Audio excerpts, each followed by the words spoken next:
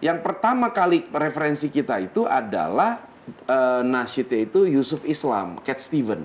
Waktu itu dia dari mualaf kan, bikin. Nah kebayangnya kan, ya dia nyanyi lagu yang Morning Has Broken kan gitu. Kayak apa dia begitu dia nyanyiin waktu itu lagu tentang Afghanistan, sama sekali nggak ada musiknya. Iya, nggak ada musiknya. Gitu ya? Akapela aja, suara dia sendiri gitu. Afghanistan, the land of Islam. Afghanistan, the land of Islam. Afghanistan, la ilaha illallah. Muhammadur Rasulullah alaihi salamullah. Nah, kaget kita juga, oh ternyata kayak begini toh nasyid.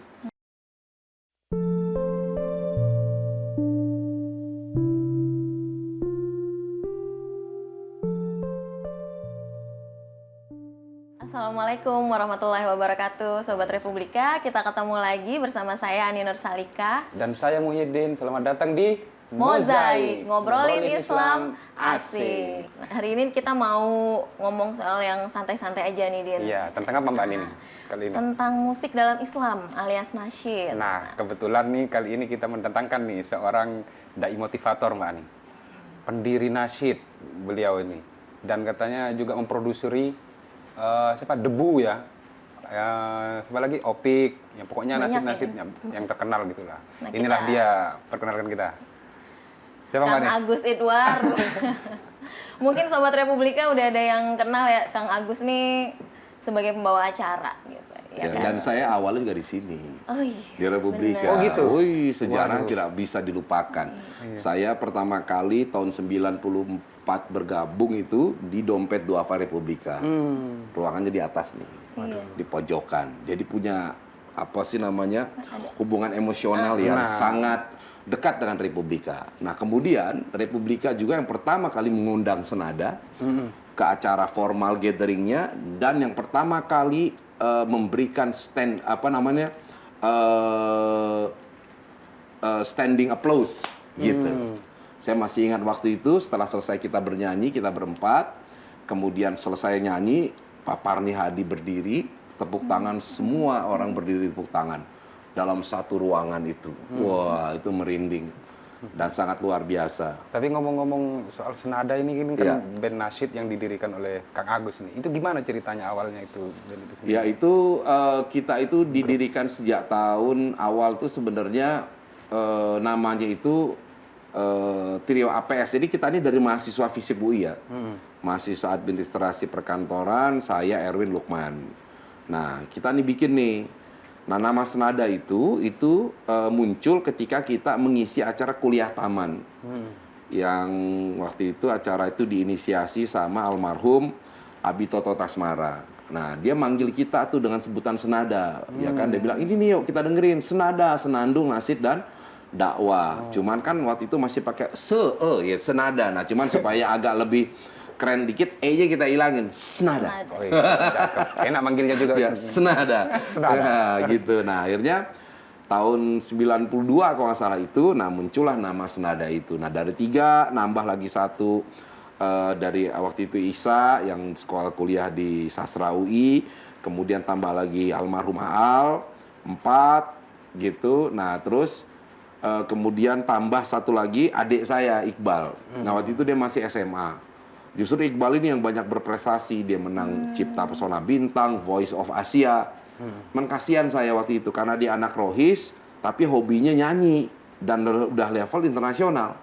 Akhirnya karena anak rohis dulu menjauhi yang namanya seni apalagi musik, jadi dia kayak tereliminasi gitu kalangan rohis. Nah, daripada dia kemudian tidak mendapatkan tempat, akhirnya saya ajak, udah Bal ikut aja deh di Senada. Nah, situlah dia akhirnya ya terasa eksistensinya. Itu umur berapa waktu itu? Siapa saya? Saya itu berarti kalau itu ya 22 tahun lah. Ya masih muda dong. Sekarang juga masih muda, sampai dia udah tua. Kang Agus waktu pertama kali muncul itu kan 9192 ya. Nuansa musik di Indonesia tuh gimana sih? Apakah mendukung ada nasyid apa gimana? Jadi nasyidnya itu sendiri enggak, dulu tuh orang tuh yang namanya nasyid, jangankan kita aja dulu bingung pertama kali dengerin nasyid waktu SMA ya.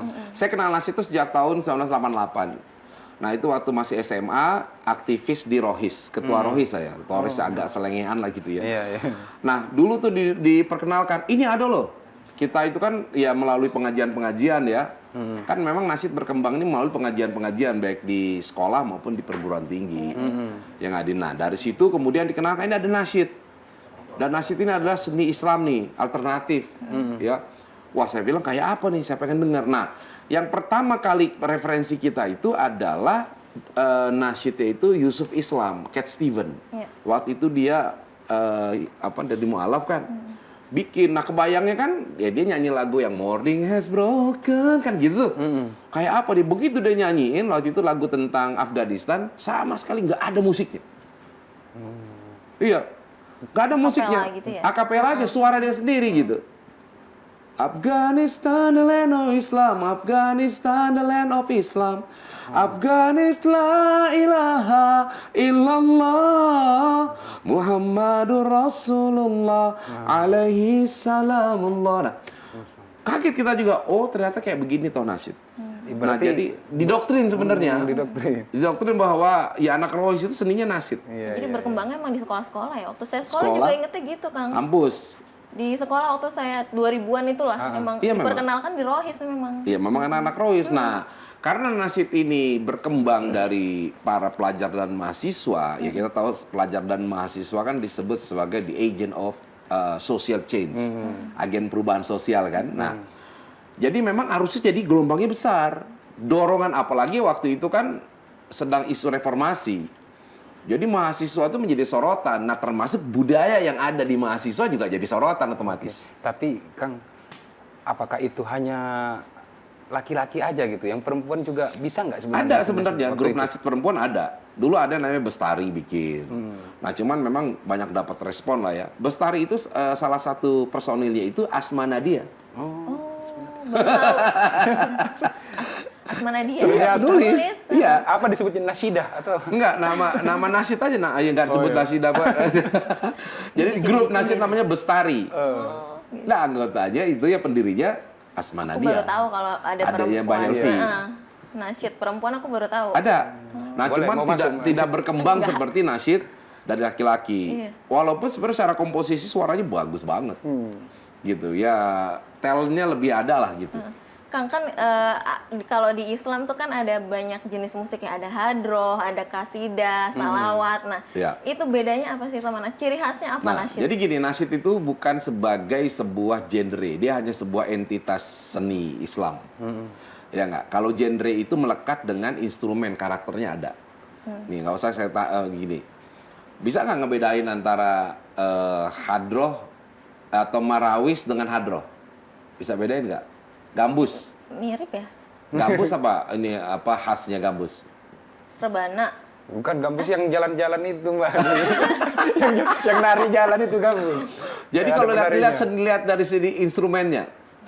Ya? Iya, pakai instrumen. Nah, kalau gambus, instrumennya itu yang menonjol itu adalah apa? Gitar hoodnya tuh. Enggak, itu pasti tuh. Nggak mungkin gambus nggak pakai itu, namanya bukan gambus. Dan ada yang menari, ya kan? Nah, kalau menari kan ornamennya. Tapi Nggak kalau juga dari berarti instrumen pertama instrumen dulu. Kalau aliran itu dilihat dari karakternya. Dia pakai gitar gambusnya. Nah, itu sudah ketahuan deh. Dengan itu aja udah bunyinya udah jadi beda. Berarti instrumen ya? Nah, kalau marawis, dia lebih banyak pakai apa? Musiknya itu cepat. Gitu. Iya. Mungkin sama-sama ada yang alatnya agak sama, cuman cara mainnya gitu. Nah, marawis tuh lebih banyak dipakai darbuka dan yang kecil. Nah, kalau hadroh ya itu dia nggak ada pakai irama yang cuma cepat rebana. gitu, rebana besar. Kenapa? Karena fungsinya hadroh itu digunakan untuk zikir. Dang, dang, dang, dung.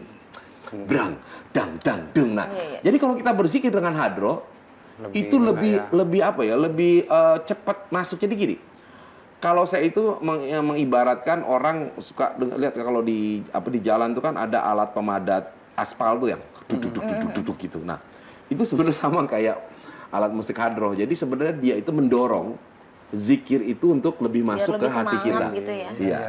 Dan tapi nggak bisa. Mana mungkin zikir pakai suara tadi itu marawis berantakan jadinya. Iya. Nah, Gitu. kalau nasyid berarti kalau nasyid itu dia bukan aliran. Dia hanya sebutan kepada aliran kepada seni yang bernuansa Islam, seni musik yang bernuansa Islam. Fokusnya di vokal. Semuanya. Jadi nasyid itu bisa alirannya band, bisa alirannya gambus, bisa alirannya marawis, bisa alirannya akapela, ya, bisa alirannya kayak ada yang nge-rap juga. Ada sekarang itu ada malah bikin electronic dance music. Nah, jadi nasyid itu hanya sebuah sebutan terhadap entitas seni Islam. Dia bukan genre. Genrenya mengikuti genre yang sudah ada. Dan genrenya bukan hanya sekedar genre yang kita kenal dengan musik Islam ya. Kayak genre marawis, hadroh udah jelas lah tuh. Marawis, hadroh, qasidah. Itu udah jelas genre Islam. Nah, tapi band kan bukan nih. Iya nggak?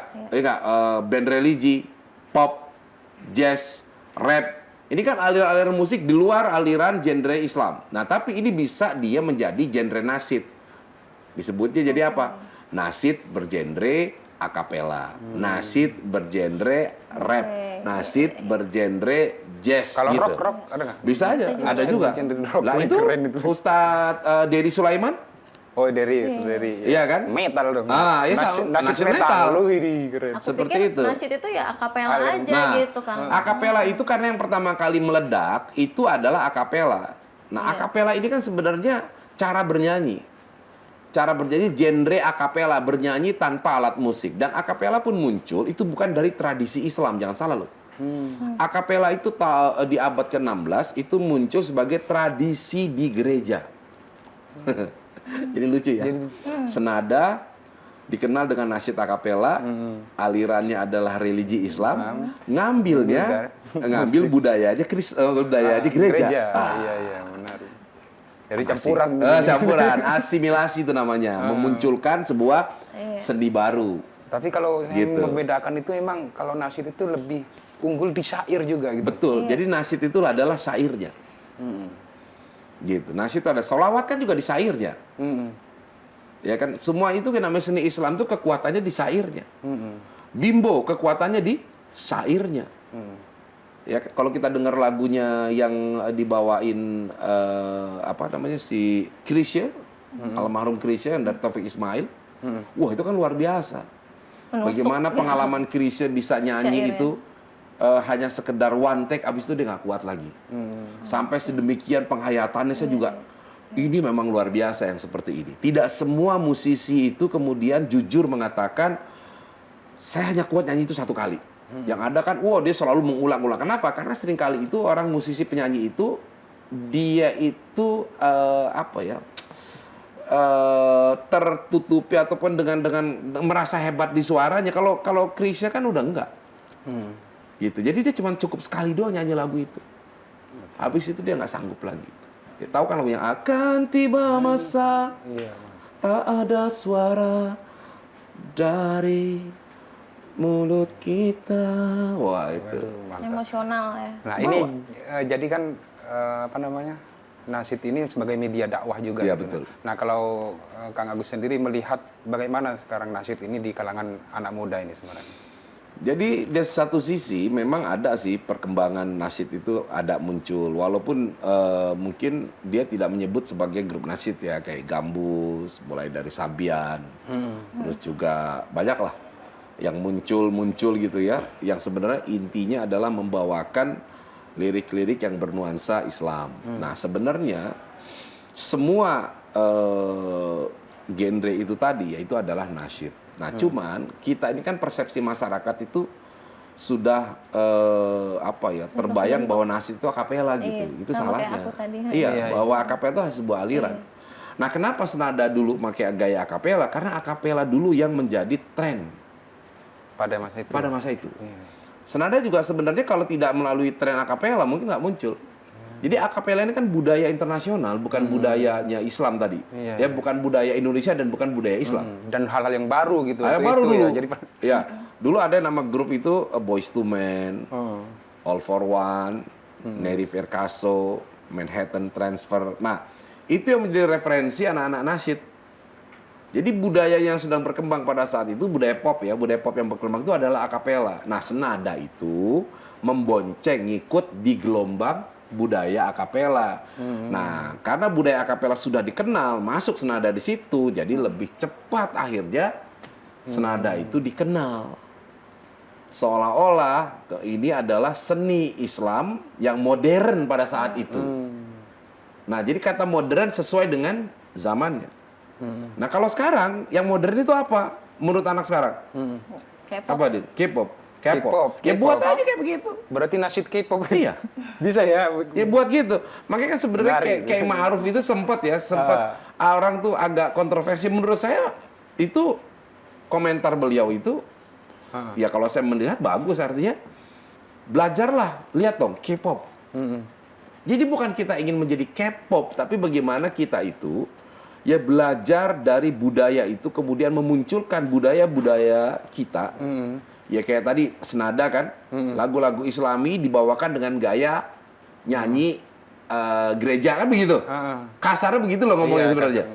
Tapi diterima nggak? Diterima. Diterima. Nah, harusnya lagu Islam dibawa dengan gaya bernyanyi K-pop lebih diterima. Kenapa orang gereja diterima, masa K-pop enggak gitu? Itu jadi makanya harus bermetamorfosis itu tadi. Iya, nah metamorfosis itu. Ikutin zaman. Nah, seperti itu. Oke. Kalau Kang, ini kan baru-baru ini juga Kang Agus kan sedang baru datang dari Singapura, Mbak ya. Itu bisa diceritakan nggak, Mbak, di mana nasyid itu menginternasional gitu? Wah, luar biasa. Jadi di Singapura itu ada Singapore Muslim Festival, dia mengundang penasyid dari berbagai negara. Rehan juga ikut tuh, dari Malaysia UNIC, kemudian ada dari Kanada, kemudian ada dari UK.